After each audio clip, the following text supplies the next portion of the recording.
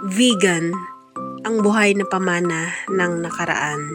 Ang vegan ay isa sa mga pinakamatandang lungsod sa Pilipinas at kinikilalang isang UNESCO World Heritage Site dahil sa natatanging pagsasanib ng kulturang Pilipino at Kastila.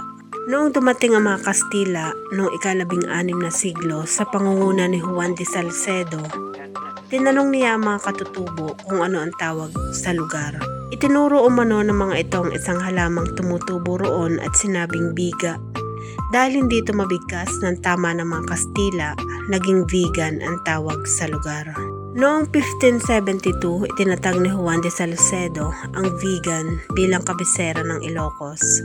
Naging mahalagang sentro ito ng kalakalan sa pagitan ng Pilipinas at mga karatig bansa sa Asia. Hanggang ngayon makikita pa rin sa Cale Crisologo ang mga lumang bahay na gawa sa bato at kahoy. Patunay ng kolonyal na arkitektura na nanatiling buhay sa paglipas ng panahon. Sa panahon ng Rebolusyon laban sa mga Kastila, naging saksi rin ang vegan sa pakikibaka ng mga Ilocano para sa kalayaan.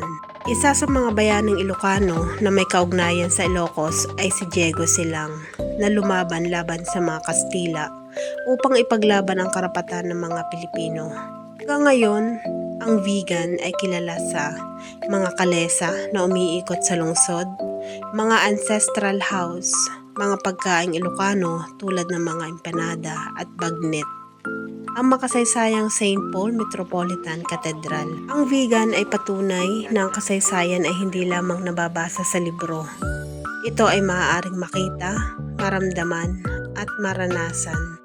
Ipinapakita nito na ang pagpapahalaga sa kultura at tradisyon ay susi upang mapanatili ang ating pagkakakilanlan bilang Pilipino.